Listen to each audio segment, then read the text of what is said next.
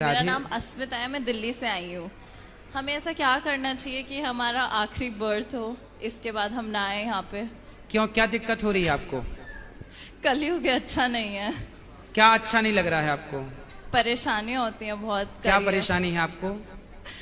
बहुत सारी, करियर में, फैमिली में, पर्सनल लाइफ में। देखो, परेशानियों का नाम ही जीवन है। आपने देखा होगा हॉस्पिटल में जब कोई बीमार पड़ता है ना और वेंटिलेटर पे होता है तो वहां एक मशीन होती है, उसमें लाइन यूं यूं चलती है, ऐसी चलती है ना। और लाइन सीधी होगी मतलब मर गए, डेथ, मर गया। जब तक टेढ़ी लाइनें हैं, जब तक उतार चढ़ाव है, तब तक ही जीवन है। सीधा हुआ तो मर जाएगा आदमी। तो आपके जीवन में ये उतार चढ़ाव जो है, स्ट्रगल जो आप कर रहे हैं, करते रहिए। यहां जितने लोग बैठे हैं, ये दास अनिरुद्ध सहित, भगवान राम सहित, भगवान कृष्ण सहित, किसके जीवन में स्ट्रगल नहीं था? ये तो अच्छा है कि आप संसार में ना आए। प्रभु की शरण में रहने वाला बार बार जन्म मृत्यु में नहीं उलझता। लेकिन जब तक हो, हंस के रहो, खुश रहो, रो कर नहीं, परेशान होकर नहीं। ये तो चलता रहेगा, परेशानियां तो आएंगी जाएंगी, लेकिन उन परेशानियों के बाद भी आपको हैप्पी रहना चाहिए, खुश रहना चाहिए। ये जीवन है बेटा। इस संसार में ऐसा कौन है, एक को पकड़ के लाओ जिसके जीवन में दुख ना हो। बस किसी के जीवन में ज्यादा है, किसी के में थोड़ा सा कम है। कोई बता पाता है, कोई नहीं बता पाता। बाकियों को देख के ऐसा लगता है कि उनके जीवन में दुख नहीं है, ज्यादा मेरे में है। ना ना, आपका चलो क्या दुख है बताओ। अच्छा, कुछ कुछ कुछ बता दो। मतलब मैं बहुत कुछ करियर वाइज करना चाहती हूँ, वो हो नहीं रहा। ये दुख है।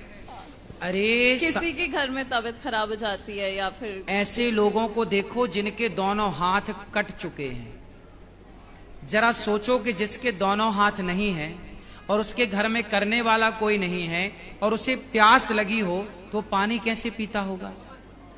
कभी आपने सोचा है? मैंने ऐसे लोगों को भी देखा है जिनके दोनों पांव और दोनों हाथ नहीं है। अब बताओ कि उसे प्यास लगती होगी तो वो डिपेंड होता होगा ना दूसरों पर। भैया जरा हमें पानी पिला दो, भैया भूख लगी, कुछ खा नहीं सकता। तो दुखी तो वो है बेटा। तुम अपने हाथ से खा रही हो, तुम अपने पांव पे चल रही हो, तुम अपनी आंखों से देख रही हो, तुम अपने कानों से सुन रही हो, तुम अपने मुंह से बोल रही हो। आपके जैसा सुखी संसार में कोई नहीं है। दुखी तो वो हैं जो एक शब्द भी नहीं बोल पा रहे हैं, बेचारे गूंगे हैं। दुखी तो वो हैं जो एक कदम भी नहीं चल पा रहे हैं, बेचारे लंगड़े हैं। दुखी तो वो हैं जो एक शब्द भी नहीं सुन पा रहे हैं, बेचारे बहरे हैं। क्यों नहीं हम उन लोगों को देखते? हम क्यों अपने को ही हल्का मानते हैं? क्यों हम अपने को छोटा कहते हैं? ईश्वर ने हमें बहुत बड़ा बनाया है बेटा। पॉजिटिव क्यों नहीं सोचना? अच्छा भी तो एक एंगल हो सकता है, ये भी एक पहलू है आपके नजरिए का। इसलिए आप ये कहते हैं कि मैं बहुत दुखी हूं। नहीं, आप इस संसार में सबसे सुखी हैं। और लोगों को देखो जो घिसट रहे। आप तो चप्पल पांव में पहनती हैं, कुछ लोग तो हाथ में चप्पल पहन के घिसटते हैं। नहीं देखा आपने? फिर आप कितने सुखी हैं। ईश्वर का धन्यवाद दीजिए कि विधाता आपने हमें इतना सुख दिया है, उसके लिए थैंक यू। ठीक है, थैंक यू। आप बताओ कि आप सुखी हो कि दुखी हो? मैं सुखी हूँ, ये मुझे पता है। बस ऐसा है कि अब थक गए लाइफ से। फिर भी शिकायत? शायद से, मतलब ह्यूमन नेचर होती है कि हाँ बेटा, देखो यदि शिकायतें करने बैठेंगे तो सबकी शिकायतें हैं। लेकिन माता सीता को जंगल जब जाना पड़ा, राम जी ने जंगल भेज दिया, लव कुश को पैदा किया अकेले। स्ट्रगल देखिए, लकड़ी काटी। तो किसी ने सीता मां से कहा कि अब बताओ, तुम्हें राम जैसा पति चाहिए जिसने तुम्हें गर्भावस्था में वनवास भेज दिया? किसी नारी को क्या ऐसा पति चाहिए कि उसका पति गर्भवती स्त्री को घर से निकाल दे?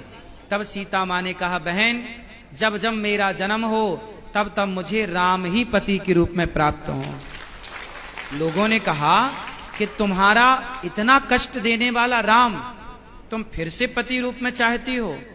सीता मां ने कहा, कष्ट मुझे मिला ये तो आप लोग मेरा कष्ट जरा सा देख रहे हैं। जो मुझे सुख मिला है राम को पाकर, जो सम्मान मिला है राम को पाकर, उस सम्मान उस सुख के आगे ये दुख तो कुछ भी नहीं है।